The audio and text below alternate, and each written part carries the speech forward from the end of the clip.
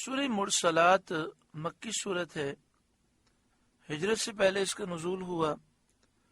قرآن پاک کی ترتیب کے اعتبار سے اس کا نمبر 77 ہے۔ قرآن پاک کے نزول کے اعتبار سے اس کا نمبر 33 ہے۔ اس میں 50 آیتیں ہیں اور 2 رکوع ہیں، 180 کلمات اور 816 حروف ہیں۔ اس سورہ مبارکہ کے شان نزول کے بارے میں ہے، حضرت عبداللہ بن مسعود رضی اللہ تعالی عنہ نے فرمایا کہ والمرسلات شب جن میں نازل ہوئی، یعنی جس رات میں جنات سے ملاقات ہوئی اسی رات یہ سورہ مبارکہ نازل ہوئی۔ حضرت عبداللہ بن مسعود فرماتے ہیں، ہم سید عالم صلی اللہ علیہ وآلہ وسلم کی رکاب سعادت میں تھے، آپ کے ساتھ سفر میں تھے۔ جب منا کے ایک غار میں پہنچے تو والمرسلات سورت مبارکہ نازل ہوئی۔ ہم حضور صلی اللہ علیہ وآلہ وسلم سے اس کو پڑھتے تھے اور حضور صلی اللہ علیہ وآلہ وسلم اس کی تلاوت فرماتے تھے۔ اچانک ایک سانپ نے جست کی چھلانگ مار کر وہ لپکا، ہم اس کو مارنے کے لیے لپکے، وہ بھاگ گیا۔ حضور صلی اللہ علیہ وآلہ وسلم نے فرمایا، تم اس کی برائی سے بچائے گئے، وہ تمہاری برائی سے۔ یہ غار منا میں غار والمرسلات کے نام سے مشہور ہے۔ بسم اللہ الرحمن الرحیم، اللہ کے نام سے شروع جو نہایت مہربان رحم والا۔ والمرسلات عرفا، قسم ان کی جو بھیجی جاتی ہیں لگاتار۔ فالعاصفات عصفا، پھر زور سے جھونکا دینے والیاں۔ والناشرات نشرا، پھر ابھار کر اٹھانے والیاں۔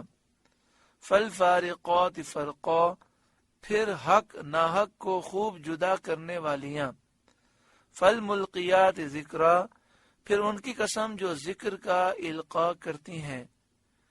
عذراً او نذرا، حجت تمام کرنے یا ڈرانے کو۔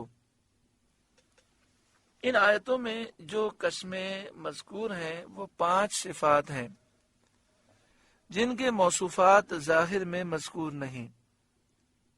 صفتیں تو ذکر ہیں، یہ صفتیں کس کی ہیں اس کا بظاہر ذکر نہیں، اسی لیے مفسرین نے اس کی تفسیر میں بہت سے اقوال بیان کیے۔ بعض نے فرمایا یہ 5 صفتیں ہواؤں کی ہیں، بعض نے کہا یہ 5 صفتیں فرشتوں کی ہیں، بعض نے کہا یہ 5 صفتیں قرآن کی آیات کی ہیں، بعض نے کہا کہ یہ نفوس کاملہ کی صفت ہے جو استکمال کے لیے ابدان کی طرف بھیجے جاتے ہیں، یعنی وہ کامل روحیں جو مزید کمال کے لیے انسانی جسم کی طرف آتی ہیں۔ پھر جب روح جسم میں آ جاتی ہے پھر وہ ریاضتوں مجاہدوں کے جھونکوں سے ما سوائے حق کو اڑا دیتے ہیں، غیر اللہ کا خیال وہ سارا ان کی طرف سے دور ہو جاتا ہے۔ پھر تمام اعضاء میں اس اثر کو پھیلاتے ہیں، پھر حق بھی ذات اور باطل فی نفسی میں فرق کرتے ہیں، اور اللہ کی ذات کے سوا ہر شے کو وہ خالق دیکھتے ہیں، یعنی یہ تصور کرتے ہیں کہ اللہ کی ذات کے علاوہ کسی شے کا وجود ہی نہیں۔ پھر ذکر کا القاء کرتے ہیں، اس طرح کے دلوں میں اور زبانوں پر اللہ تعالیٰ کا ذکر ہی ہوتا ہے۔ ایک تفسیر کا قول یہ ہے کہ پہلی 3 صفتوں سے ہوائیں مراد ہیں اور باقی 2 سے فرشتے۔ اس تقدیر پر معنی یہ ہے کہ قسم ان ہواؤں کی جو لگاتار بھیجی جاتی ہیں۔ والمرسلات عرفا، قسم ان کی جو بھیجی جاتی ہیں لگاتار، یعنی ان ہواؤں کی قسم جو لگاتار بھیجی جاتی ہیں۔ فالعاصفات عصفا، پھر زور سے جھونکا دینے والیاں، پھر ان ہواؤں کی قسم جو زور سے جھونکے دیتی ہیں، ان سے مراد عذاب کی ہوائیں ہیں۔ والناشرات نشرا، پھر ابھار کر اٹھانے والیاں، یعنی وہ رحمت کی ہوائیں جو بادلوں کو اٹھاتی ہیں۔ فالفارقات فرقا، یہاں مراد فرشتوں کی جماعتیں ہیں، تو فرشتوں کی جماعتیں جو حق ناحق کو خوب جدا کرنے والیاں ہیں۔ فالملقیات ذکرا، پھر ان کی قسم جو ذکر کا القاء کرتی ہیں، یعنی وہ فرشتوں کی جماعتیں جو دل میں اللہ تعالیٰ کے ذکر کا القاء کرتی ہیں، دل میں اللہ کی یاد ڈالتی ہیں۔ عذرن او نذرن، حجت پوری کرنے کے لیے یا ڈرانے کے لیے،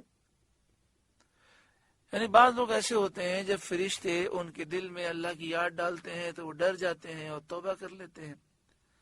بعض وہ ہوتے ہیں جو ڈرتے نہیں، توبہ نہیں کرتے، لیکن یہ ان پر حجت ہو جاتی ہے کہ کل بروز قیامت ان سے کہا جائے گا کہ فرشتوں نے تمہارے دل میں اللہ کی یاد ڈالی تھی، تمہارے دل میں نیکی کا شوق ڈالا تھا، تمہارا ضمیر تمہیں ملامت کر رہا تھا، لیکن پھر بھی تم نے گناہ کیے۔ حضرت صدر الافاضل مولانا نعیم الدین مراد آبادی علیہ رحمہ، جو اعلیٰ حضرت امام اہل سنت کے خلیفہ ہیں، اور اس تفسیر میں بار بار ہم یہ نام لیتے ہیں، اللہ تعالیٰ ان ناموں کی برکت ہمیں نصیب فرمائے۔ اعلیٰ حضرت امام اہل سنت امام احمد رضا علیہ رحمہ کے خلیفہ حضرت صدر الافاضل سید نعیم الدین مراد آبادی علیہ رحمہ لکھتے ہیں کہ ابن کثیر نے کہا کہ فارقات اور ملقیات سے جماعت ملائکہ مراد ہونے پر اجماع ہے۔ ابن کثیر نے کہا کہ فارقات فالفارقات فرقا، پھر حق ناحق کو خوب جدا کرنے والیاں، اور ملقیات سے فالملقیات ذکرا، پھر ان کی قسم جو ذکر کا القاء کرتی ہیں، سے جماعت ملائکہ فرشتوں کی جماعتیں مراد ہونے پر اجماع ہے۔ یہاں پر صدر الافاضل علیہ رحمہ نے فالملقیات ذکرا کے بارے میں یہ لکھا، پھر ان کی قسم جو ذکر کا القاء کرتی ہیں انبیاء اور مرسلین کے پاس وحی لا کر، یعنی فرشتوں کی وہ جماعتیں جو ذکر کو ڈالتی ہیں، کس طرح انبیاء کے پاس اور رسولوں کے پاس وحی لا کر ذکر کا القاء یہ جماعتیں کرتی ہیں۔ عذرن او نذرا، حجت تمام کرنے یا ڈرانے کو۔ انما توعدون لواقع، بے شک جس بات کا تم وعدہ دیے جاتے ہو ضرور ہونی ہے، یعنی بعث و عذاب اور قیامت کے آنے کا تمہیں جو وعدہ دیا جاتا ہے وہ ضرور واقع ہوگا۔ قیامت کے آنے میں اور ظالموں کافروں پر عذاب نازل ہونے میں کوئی شک نہیں ہے۔ فَإِذَا النُّجُومُ طُمِسَتْ، پھر جب تارے محو کر دیے جائیں، جب ستارے مٹا دیے جائیں۔ وَإِذَا السَّمَاءُ فُرِجَتْ، اور جب آسمان میں رخنے پڑیں۔ وَإِذَا الْجِبَالُ نُصِفَتْ، اور جب پہاڑ غبار کر کے اڑا دیے جائیں۔ وَإِذَا الرُّسُلُ أُقِّتَتْ، اور جب رسولوں کا وقت آئے، وہ امتوں پر گواہی دینے کے لیے جمع کیے جائیں۔ لِأَيِّ يَوْمٍ أُجِّلَتْ، کس دن کے لیے ٹھہرائے گئے تھے؟ لِيَوْمِ الْفَصْلِ، فیصلے کے دن کے لیے۔ وَمَا أَدْرَاكَ مَا يَوْمُ الْفَصْلِ، اور تو کیا جانے وہ فیصلے کا دن کیسا ہے، اس کی ہولناکی اور اس کی شدت کا کیا عالم ہے۔ وَيْلٌ يَوْمَئِذٍ لِّلْمُكَذِّبِينَ، جھٹلانے والوں کی اس دن خرابی ہے، جو دنیا میں توحید کو جھٹلاتے تھے، نبوت کے منکر تھے، قیامت کے دن کے منکر تھے، اٹھنے اور حساب کتاب کے منکر تھے، ان کے لیے بربادی ہے۔ أَلَمْ نُهْلِكِ الْأَوَّلِينَ، کیا ہم نے پہلے لوگوں کو ہلاک نہ فرمایا، یعنی دنیا میں عذاب نازل کر کے ہم نے کیا پہلے لوگوں کو ہلاک نہ کیا؟ جب ان لوگوں نے رسولوں کو جھٹلایا ہم نے انہیں ہلاک کر دیا۔ ثُمَّ نُتْبِعُهُمُ الْآخِرِينَ، پھر پچھلوں کو ان کے پیچھے پہنچائیں گے۔ یعنی جو پہلی امتوں کے مکذبین کی راہ اختیار کر کے جس طرح انہوں نے نبیوں کو جھٹلایا، یہ سید عالم صلی اللہ علیہ وسلم کو جھٹلا رہے ہیں، انہیں بھی پہلے لوگوں کی طرح ہلاک فرمائیں گے۔ کذالک نفعل بالمجرمین، مجرموں کے ساتھ ہم ایسا ہی کرتے ہیں۔ ویل یومئذ للمکذبین، اس دن جھٹلانے والوں کی خرابی ہے، بربادی ہے۔ الم نخلقکم من ماء مہین، کیا ہم نے تمہیں ایک بے قدر پانی سے پیدا نہ فرمایا، یعنی نطفے سے کیا ہم نے تمہیں پیدا نہ کیا؟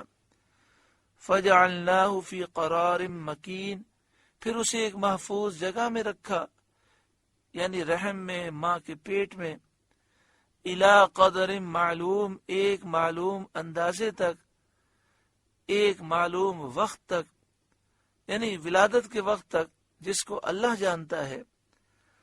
فقدرنا فنعم القادرون، پھر ہم نے اندازہ فرمایا تو ہم کیا ہی اچھے قادر اندازہ فرمانے پر۔ یہاں اندازے سے مراد وہ اندازہ نہیں جو ہم اندازہ لگاتے ہیں، یا مراد ایک چیز کو مقرر کرنا۔ تو اللہ فرماتا ہے ہم کیا ہی اچھے قادر ہیں مقرر کرنے پر۔ وَيْلٌ يَوْمَئِذٍ لِّلْمُكَذِّبِينَ، خرابی ہے، بربادی ہے اس دن جھٹلانے والوں کی۔ الم نجعل الارض کفاتا، کیا ہم نے زمین کو جمع کرنے والی نہ کیا؟ احیاء و امواتا، تمہارے زندوں اور مردوں کی، زندے اس کی پشت پر، زمین کی پیٹھ پر جمع رہتے ہیں، اور مردے زمین کے پیٹ میں جمع رہتے ہیں۔ وَجَعَلْنَا فِيهَا رَوَاسِيَ شَامِخَاتٍ وَأَسْقَيْنَاكُمْ مَاءً فُرَاتًا، اور ہم نے اس میں اونچے اونچے لنگر ڈالے، اور ہم نے تمہیں خوب میٹھا پانی پلایا، یعنی بڑے بڑے اونچے اونچے پہاڑوں کے لنگر ڈالے، اور ہم نے تمہیں خوب میٹھا پانی پلایا، زمین میں چشمے پیدا کر کے، پانی کے منبع اور مرکز پیدا کر کے، دریا میں، آبشاروں میں، میٹھے چشموں میں، میٹھے کنووں میں تمہیں میٹھا پانی مہیا کیا۔ یہ تمام باتیں مردوں کو زندہ کرنے سے زیادہ عجیب ہیں۔ وَيْلٌ يَوْمَئِذٍ لِّلْمُكَذِّبِينَ، اس دن جھٹلانے والوں کی خرابی ہے۔ اور قیامت کے دن کافروں سے کہا جائے گا جس آگ کا تم انکار کرتے تھے اس کی طرف جاؤ، انطلقوا الی ما کنتم بہ تکذبون، چلو اس کی طرف جسے جھٹلاتے تھے، یعنی اس عذاب کی طرف چلو۔ انطلقوا الی ظل ذی ثلاث شعب، چلو اس دھوئیں کے سائے کی طرف جس کی 3 شاخیں ہیں۔ اس سے جہنم کا دھواں مراد ہے جو اونچا ہو کر 3 شاخیں ہو جائے گا، ایک شاخ کافروں کے سروں پر ہوگی، ایک کافروں کی سیدھی جانب، اور ایک شاخ ان کی بائیں جانب، اور حساب سے فارغ ہونے تک انہیں اسی دھوئیں میں رہنے کا حکم ہوگا، جبکہ اللہ تعالیٰ کے پیارے بندے اللہ کے عرش کے سائے میں ہوں گے۔ اللہ ہمیں بھی اپنے عرش کا سایہ نصیب فرمائے۔ اس کے بعد جہنم کے دھوئیں کی کیفیت بیان فرمائی جاتی ہے کہ وہ ایسا ہے، لا ظلیل ولا یغنی من اللہب، نہ سایہ دے نہ لپٹ سے بچائے، یعنی اس دھوئیں میں سایہ نہیں ہے جس سے اس دن کی گرمی سے کچھ امن پا سکیں، اور نہ لپٹ سے بچائے، یعنی یہ دھواں جہنم کی آگ سے نہیں بچائے گا۔ انہا ترمی بشرر کالقصر، بے شک جہنم چنگاریاں اڑاتی ہے جیسے اونچے محل، یعنی اتنی بڑی بڑی اس کی چنگاریاں ہیں۔ کأنہ جمالۃ صفر، گویا وہ پیلے رنگ کے اونٹ ہیں۔ وَيْلٌ يَوْمَئِذٍ لِّلْمُكَذِّبِينَ، اس دن جھٹلانے والوں کی خرابی ہے. هَذَا يَوْمُ لَا يَنْطِقُونَ، یہ دن ہے کہ وہ نہ بول سکیں گے، نہ کوئی ایسی حجت پیش کر سکیں گے جو انہیں کام دے. یہ دن ہے کہ وہ نہ بول سکیں گے، کوئی ایسی دلیل، کوئی ایسا عذر، کوئی ایسی حجت پیش نہ کر سکیں گے جو انہیں فائدہ دے. حضرت عبداللہ بن عباس رضی اللہ تعالی عنہما نے فرمایا کہ قیامت کے دن مختلف مواقع ہوں گے، بہت سے مواقع ہوں گے. ایسے لمحات بھی آئیں گے کہ کافر کلام کریں گے، اور ایسے لمحات بھی آئیں گے جب بول نہ سکیں گے. وَلَا يُؤْذَنُ لَهُمْ فَيَعْتَذِرُونَ، اور نہ انہیں اجازت ملے کہ عذر کریں، اور در حقیقت ان کے پاس کوئی عذر ہی نہ ہوگا، کیونکہ دنیا میں حجتیں پوری کر دی گئیں اور آخرت کے لیے کوئی عذر کی جگہ باقی نہیں رکھی گئی. البتہ انہیں یہ خیال فاسد آئے گا، یہ غلط خیال آئے گا کہ کچھ ہیلے بہانے بنائیں، یہ ہیلے پیش کرنے کی انہیں اجازت نہ ہوگی. حضرت جنید رضی اللہ تعالیٰ عنہ نے فرمایا کہ اس کو عذر ہی کیا ہے جس نے نعمت دینے والے سے روگردانی کی، یعنی جس نے اللہ کی نعمت کو جھٹلایا، نعمت دینے والے سے منہ پھیر لیا، اس کے پاس کوئی عذر نہیں. جس نے اللہ کی نعمتوں کو جھٹلایا، اس کے احسان کی ناشکری کی، کل بروز قیامت اس کے پاس کوئی عذر نہیں ہوگا. وَيْلٌ يَوْمَئِذٍ لِّلْمُكَذِّبِينَ، اس دن جھٹلانے والوں کی خرابی ہے، بربادی ہے. هَذَا يَوْمُ الْفَصْلِ، یہ ہے فیصلے کا دن. جَمَعْنَاكُمْ وَالْأَوَّلِينَ، ہم نے تمہیں جمع کیا اور سب اگلوں کو. ان اللہ تعالیٰ فرمائے گا یہ فیصلے کا دن ہے، ہم نے سارے لوگوں کو جمع کر دیا. تم سے پہلے لوگ جو انبیاء کو جھٹلاتے تھے، اور تم جنہوں نے نبی کریم صلی اللہ علیہ وسلم کو جھٹلایا، سب کو ہم نے جمع کیا. تمہارا ان کا سب کا حساب لیا جائے گا، تمہیں انہیں سب کو عذاب کیا جائے گا. فَإِن كَانَ لَكُمْ كَيْدٌ فَكِيدُونَ، اب اگر تمہارا کوئی داؤ ہو تو مجھ پر چل لو، اور کسی طرح اپنے آپ کو عذاب سے بچا سکو تو بچا لو. یہ انتہا درجے کی توبیخ ہے، کیونکہ یہ تو وہ یقینی جانتے ہوں گے کہ نہ آج کوئی مکر و فریب چل سکتا ہے، نہ کوئی ہیلا فائدہ دے سکتا ہے.